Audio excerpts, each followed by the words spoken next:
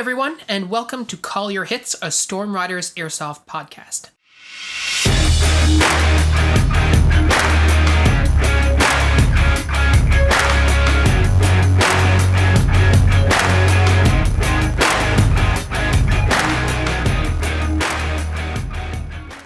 Thank you so much for joining us. I'm Phil.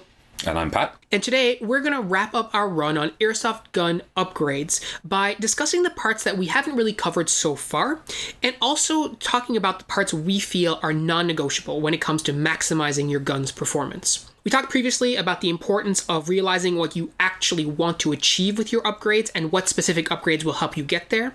We also covered how slapping the longest barrel you can find in your rifle is not always the best solution either. So today we're going to be talking about those other parts that you can be upgrading, as well as our gold standard. What upgrades are we never going to leave home without if we can avoid it? And finally, what upgrades will get you the most bang for your buck? So I want to start us off by talking about the mechanical components that actually drive your gearbox, because they're really the only thing we haven't addressed yet. So first up, I guess we're going to talk about gears and gear ratios, largely because people don't necessarily know what 13 to 1 gears versus 16 to 1 gears versus 18 to 1 gears actually means.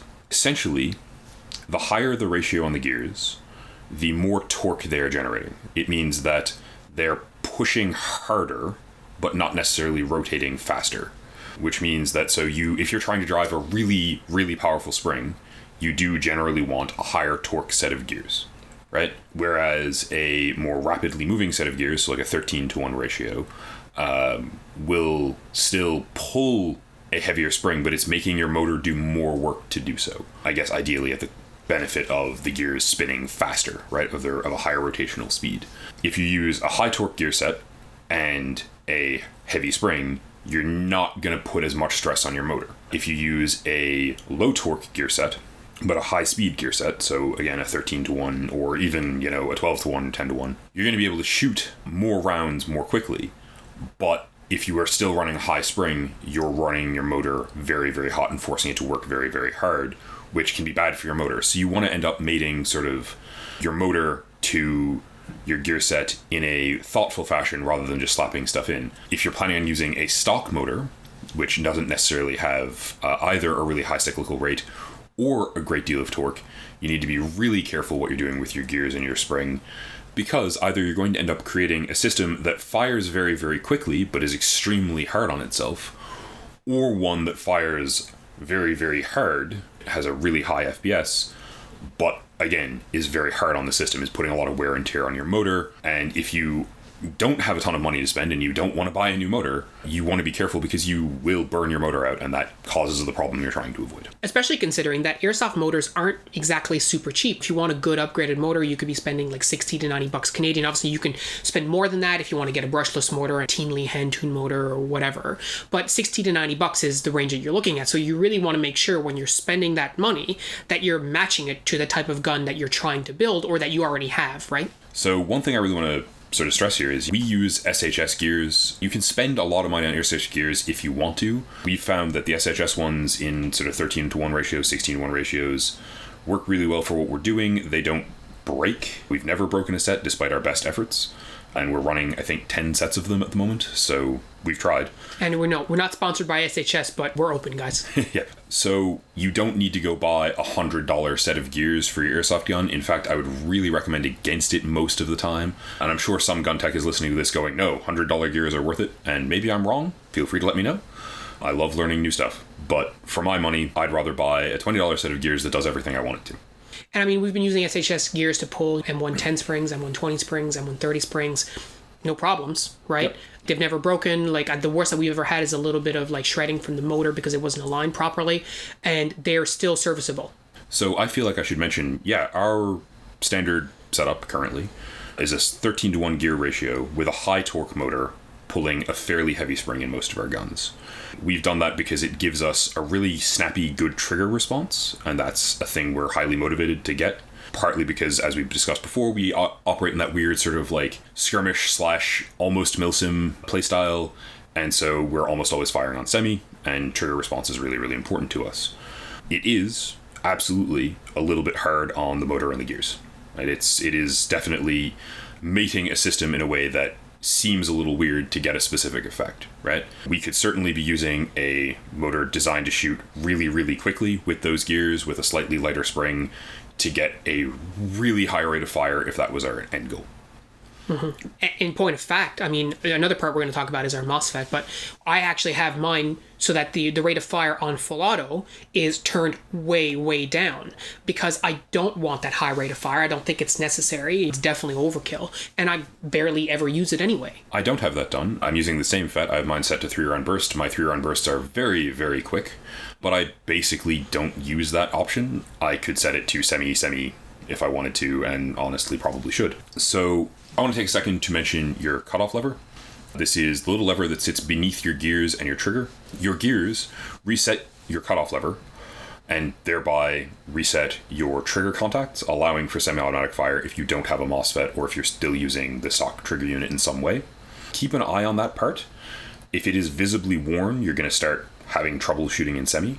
And if you find that your gun is shooting in auto when you mean it to be shooting in semi, it's probably that component. And so you'll probably, if you look at it, you'll probably find that it's worn. So that's a really good segue into talking about the actual trigger unit in your gearbox. So the internal of your gearbox, I mean, it's an electrical circuit, right? So when you pull the trigger, what's happening is you're closing a contact, which is turning on your motor, which cycles your whole gearbox. And the way that operates in the typical stock airsoft gun is you have this little shuttle that is pushed forward by the trigger that closes the contact, right? That's what's actually triggering the cycling of your gearbox. And that's a part that can fail, actually, right? So yeah, absolutely. The trigger contacts in your gun, whether it's stock or even if you've put in a couple of the kinds of Mosfet that we're going to talk about shortly, do have wear and tear on them. Essentially because electricity will arc across the gap between your trigger contacts and the shuttle fairly regularly, especially if you're running, say, a LiPo battery through that not very complex or safe circuit. And so what that means is that they burn, they corrode, and so slowly they'll deteriorate. And if you look at a set that's been used for a long time in a gun running a LiPo that doesn't have a Mosfet, you can literally see it burned away. You can see chunks of metal missing just because of the arcing. And what that will eventually cause is your gun either shooting very erratically or irregularly or not at all. So what we've done in our airsoft guns, and if you look at our gearbox disassembly video on YouTube, you'll see we actually replaced the trigger unit with an electronic trigger control, which is called a Mosfet. Ours is a BTC Spectre Mosfet. What it does is it replaces that trigger contact, which can arc, with actually just a closed circuit, but a button. Essentially, when you're installing a Mosfet, you're going from an analog setup to a digital one, which is a big deal. So you can do this via a number of methods. I'm going to talk about probably the two most common ones today, which are you can add sort of a Mosfet that replaces the wires running from your trigger to your motor with wires that run to the Mosfet and wires that separately run to the motor. So that when you close the contacts, a very small amount of electricity is being passed through the contacts, which damages them vastly less, right? Even if it does still arc a little, and it shouldn't, but it can. And then that sends a signal to the Mosfet, which allows electricity to flow through the Mosfet to your motor, cycling your gearbox. Those are fairly easy to install. They're fairly common. They're usually significantly cheaper than the other kind, which is ones that replace your entire trigger unit. So a really good example of that is the Gate Titan series of Mosfets. They're small. They're meant mostly to fit inside your buffer tube.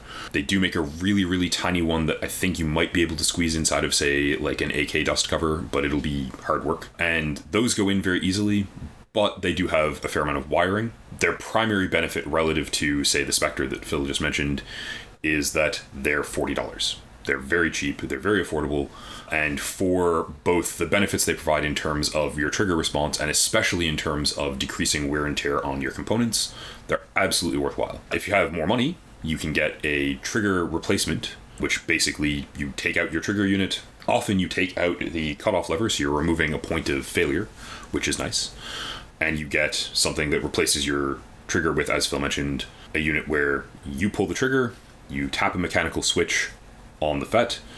The FET says, all right, cool, we need to rotate the motor. Power flows to the motor. Motor goes.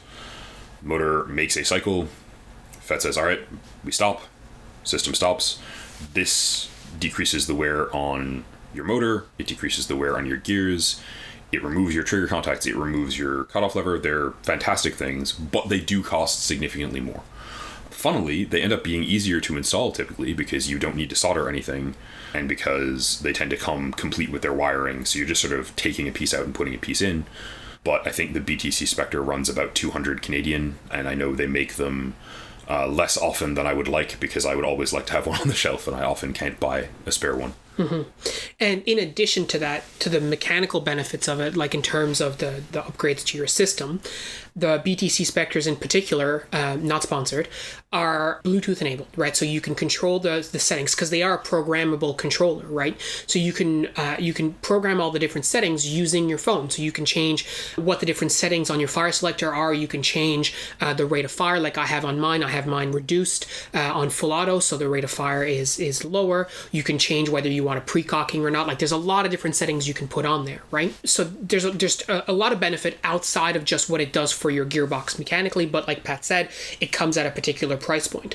If you have the money and you can find one, should you buy it? Absolutely, you should. It's a really great upgrade. But consider that's probably one of the later things you'll want to do in your gearbox if you don't already have a better motor, better gears, better air seal, all that kind of stuff. Yeah, it's a $200 trigger unit. It's a fantastic trigger unit, but it's not going to help you get better accuracy. It's not going to help you get a tighter grouping or better range. It will give you a better trigger response, sort of inherently, and it will also mean that if you want to run a LiPo battery, you can absolutely do that, but you can do that with a much cheaper FET as well. And I do recommend getting one of those cheaper FETs and installing them if you're taking down the gearbox and you can afford it. They're not absolutely critical, but they will save you having to replace trigger contacts if you shoot a whole lot every year, every 2 years. If you don't shoot as much, less often, and if you're willing to run a NiCad battery or something, again, less often, but almost every airsofter I know wants to run a LiPo because they want the better trigger response, the higher rate of fire, right? Just the greater amount of amps flowing through the gun is really beneficial. It's worth noting, too, that a lot of these Mosfets have a LiPo alarm, right? So once your LiPo voltage reaches a certain level, it'll automatically stop the flow of current to your motor. And it will tell you, like I know on the BTC, like it actually beeps to tell me, nope, your battery is dead, which for a LiPo is very, very important because you never want to run it completely dry. Yeah, absolutely. A lot of them will vibrate your motor or something of that sort. So you get a little when you're running low on juice. And yeah, as Phil said, that's super important because your LiPo batteries especially, if you drain them too much and then keep shooting, will catch fire inside your airsoft gun. And that is a mess, both in terms of cleanup and in terms of repairs that you really want to avoid. Mm-hmm. One of the other features that's often marketed with Mosfets is the fact that if you install it, you won't need your anti-reversal latch in your gearbox anymore because it will control the rotation of your gears.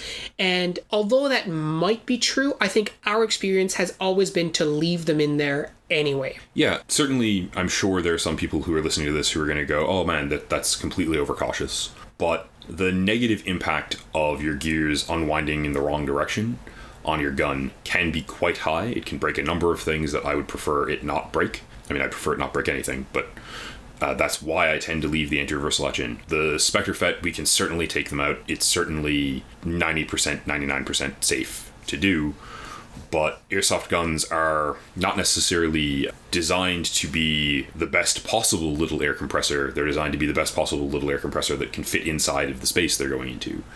And so I'm inclined to err on the side of caution with that particular part, and I would recommend that you do the same unless you're very experienced at teching guns. Right, and it's especially worth considering the fact that if you're upgrading a gearbox, right, likely it already had an anti-reversal latch in it.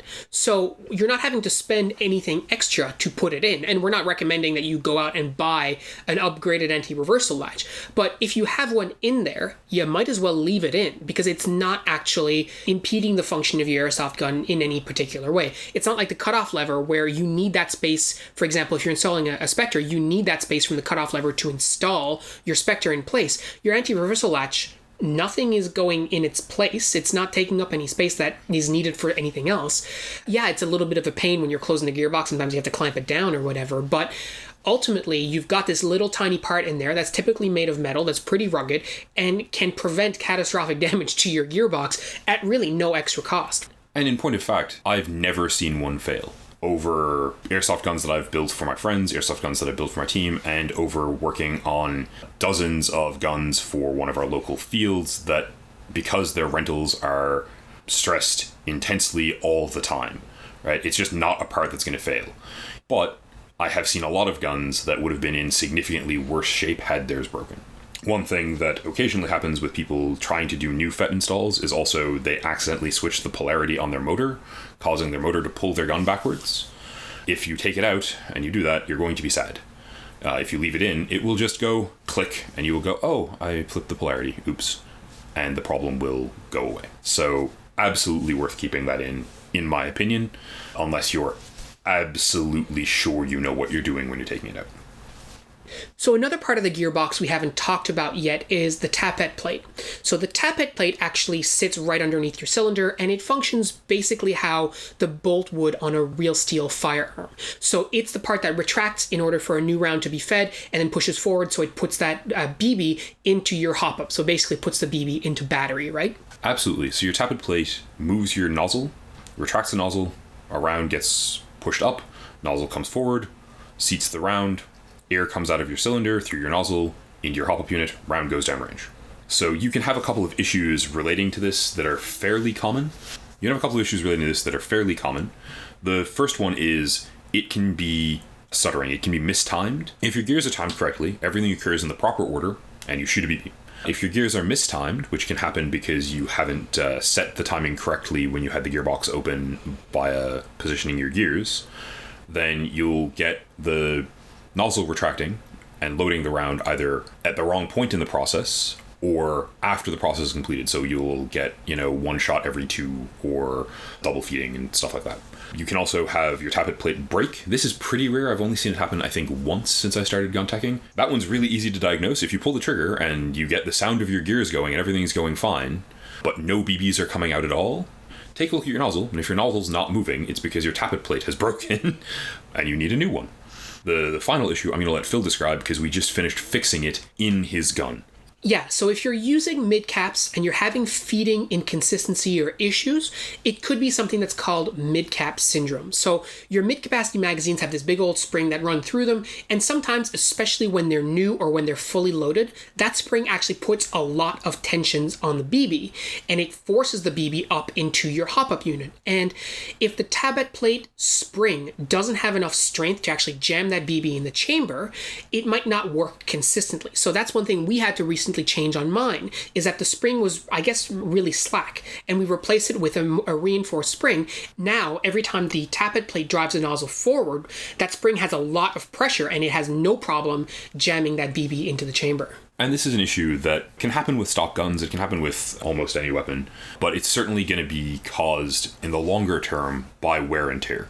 Right, so I'm not having that issue with my midcaps, partly because they're a slightly lower capacity brand of midcap, but partly because when Phil goes out to our local field, he can run through a bag of 3,000 rounds in an 8-hour day because he just gets a lot of trigger time in and he shoots a great deal. I shoot significantly less, predominantly because of sort of the marksman role and partly because sometimes he and the other 3 guys in front of me just do all the work, but the issue hasn't presented itself in my gun, I think largely because of that volume of fire discrepancy.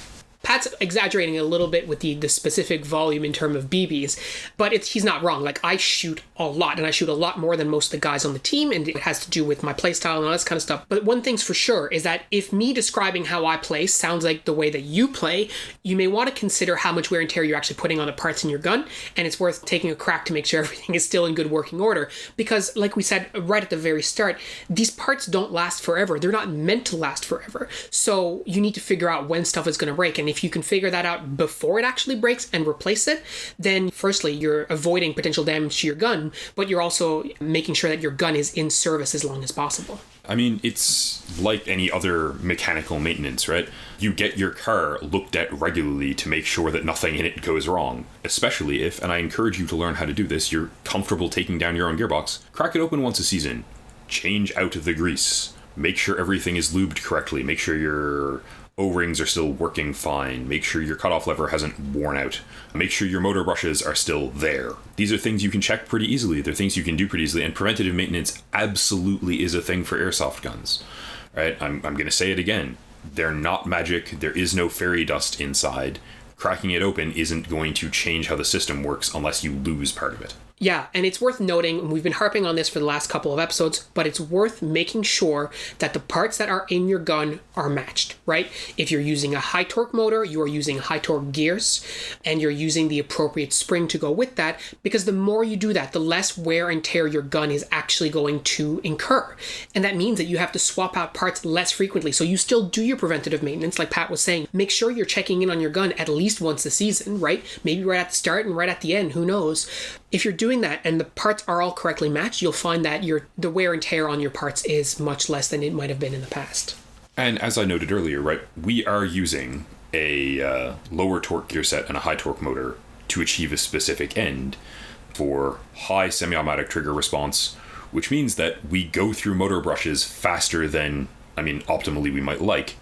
And so every time I take an airsoft gun down that belongs to one of my teammates that we have built with our current setup, I take a look at those motor brushes to make sure they're still there. I take a look at the other parts of the motor to make sure the thing hasn't suffered damage, because we are increasing wear and tear on them by using that system. So it's not necessarily just about mating the same components in the correct order to get the least wear and tear. If you want to build something in a slightly more complicated fashion, you can. But especially, again, if you're new at this, yeah, what Phil said is absolutely correct, right? High torque gears, high torque motor, hard spring, good combination. High cyclic rate gears, high cyclic rate motor, light spring, good combination. You can learn more and iterate out from there and change stuff around, but you do need to be careful with what you're doing, and you need to have an awareness of what you're doing. It's much better to build something intentionally than it is to just sort of go, well, this is the most expensive motor, these are the most expensive gears, and just work your way through Evike with a checklist of, yeah, all right, these are the most expensive parts, and then put them all in, because that's not necessarily, or even often, going to provide you with the best performance. One part of the gearbox we haven't really talked about, because it's not really part of the gearbox so much as the gearbox itself, is the actual gearbox, right? The shell that everything goes into. On cheap guns, sometimes they're made of plastic. If you have a plastic gearbox, you should not be upgrading that in any way, shape, or form before you actually replace it with a metal gearbox. Yeah, absolutely. If you put any kind of upgrade components in terms of like a heavier spring or a heavier motor inside of a gun that has a plastic gearbox, your gearbox is going to go away instantly. Do not do it. If you're looking at upgrading your gearbox to a metal gearbox, or the one that you have, there's tons of different options for metal gearboxes out there. You've got, we really like Lonex, but you've got Laylax, Prometheus. There's a whole slew of them. And even some stock gearboxes are also metal. I know I have a G&G gearbox in my gun right now. So if you already have a metal gearbox, you might not necessarily need to upgrade that gearbox itself, but having a metal gearbox is absolutely a point of entry to doing any other upgrade in your airsoft gun. You're not going to be putting in a heavier spring unless you, like Patrick said, unless you have a metal gearbox in there. And so I do want to talk for a second to what companies mean when they say this is an upgraded reinforced gearbox. Right, so the primary point of failure for airsoft gearboxes is the front of the cylinder area, because that's what's taking the force from the impact of the entire system every time you pull the trigger. You want to avoid that breaking if at all possible.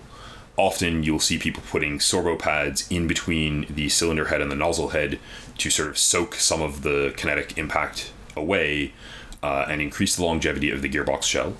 Lonex gearboxes do reinforce that front component a bit. So do Modify ones, so do SHS ones. But when you get a reinforced gearbox, you kind of need to be careful with what you're purchasing, because sometimes they're sufficiently thicker than a normal one that they won't fit inside of some external shells. Right, so we use Lonex ones because we predominantly build off of King Arms metal M4 bodies, and they fit in them wonderfully. But we came to that point via trial and error. My really, really expensive Modify external gearbox didn't go in there, which was a little disappointing, but it fit great in a Classic Army shell, so it's living in a Classic Army shell right now. So that reinforcement is definitely helpful, especially if you, say, play in a colder climate during colder weather often, because the entire shell is becoming more fragile, because metal becomes fragile when it's cold. This is a reason that you'll also sometimes see people recommend version 3 gearboxes for play in the winter. They're actually just thicker. They're a little more robust.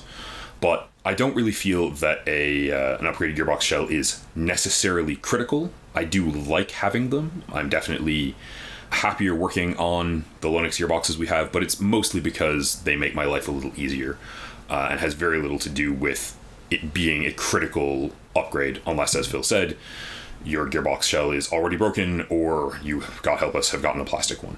I do want to note, if you're running a pneumatic blowback airsoft gun, you're running a system that has already had part of the gearbox thinned, and so you really want to be super careful about upgrading the spring in those, and you really want to be super careful at running them in really cold weather, especially if you've done the first thing. So the last thing we want to talk about, which I hinted at last episode, is, do the bushings in your gearbox actually matter? You see people who say, oh, it's 6mm bushings, it's 8mm bushings, they're ball bearing bushings. Like, does that actually make a difference? So a bushing is the piece that holds the axles of your gears that is inset into your gearbox shell, right? They're almost always replaceable, so they're not welded in or made as part of the gearbox shell. And part of the reason for that is that they're made of harder, better metal and to much tighter tolerances than a gearbox shell typically is, even an upgraded one. Typically, the good ones are made out of steel. So I want to address specifically, there are a few companies that make nylon bushings. So while nylon bushings are there, they're actually pretty effective. They do hold the gears. They're good for rotation. They don't, they'll never damage your gears. But they will wear out really, really quickly. They will melt if you run a really high cyclic rate of fire, which is not at all good for them. And if you're cracking open a gearbox and you see nylon bushings, my absolute recommendation is to immediately get rid of them. The only functional reason that they're there is because they're very cheap and they're very easy for the factory to set up. You can also find copper bushings, which are there for much the same reason. They cost very little relative to a steel set, and they are easier for the factory to set up. And in both cases, they're easier for the factory to set up because if the motor pulls and the gears aren't quite aligned, the gear will damage the bushing to align itself and then work for a while. If you're building any kind of upgraded setup, you're increasing the stress on the entire system. You're increasing the stress on the gears, and those bushings will fail you. Take them out, replace them. A good set of steel ones costs you maybe $8. It's just absolutely a thing that's worth doing. In terms of 8mm, 6mm, the larger the bushing is, the more robust the bushing is, and the more resistant to failure it is. So larger ones are arguably better. Generally speaking, if you're looking at an upgraded gearbox, it's going to have 8mm ones. There's not a whole lot of value in going bigger than that in an airsoft gun. The system just doesn't create enough torque on the mech box for it to matter.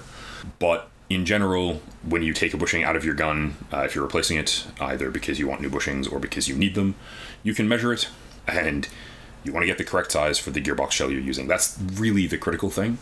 You can get bushings with bearings in them, so with little ball bearings. They're fantastic. They allow you to have a slightly better rotational speed on your gears. They take a little less wear and tear from the gears rotating, but you want to be careful putting those in if you're running a really humongously powerful spring. So with like a Modify 120 spring, you're certainly fine with bearing ones. They're not going to break under the strain of things, but like if you're trying to pull a Modify M140 because you're building a sniper rifle inside of a gearbox shell, plan on just semi-locking it and using it from 300 feet away from your opponents, definitely want to go with solid steel ones because they will just not break. We'd also be remiss if we didn't talk about shims. So shims are small spacers that actually go between the gear and the bushing, right? Yeah, so shims sit on the axle of your gear and allow an alignment so that the surfaces of the gears don't contact any part of the system. So they're not contacting one another, they're not contacting the gearbox, so you just have the teeth meshing and nothing else going on.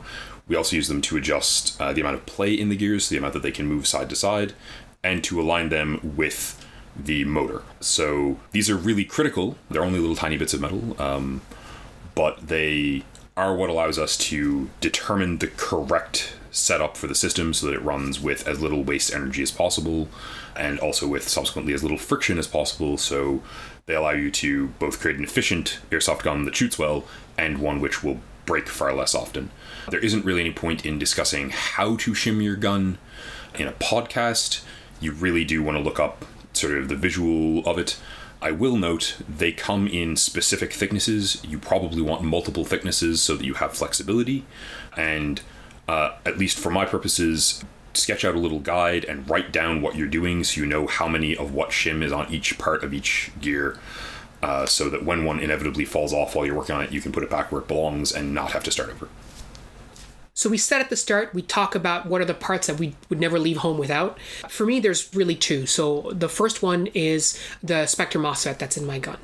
The Spectre has really enabled me to get the trigger response that I want from my gun. And in fact, this is the same Spectre that I've had in multiple guns, right? It's the same gearbox, but different guns. I always have that really, really good trigger response. It allows me to tune down my full auto and to program my fire selector.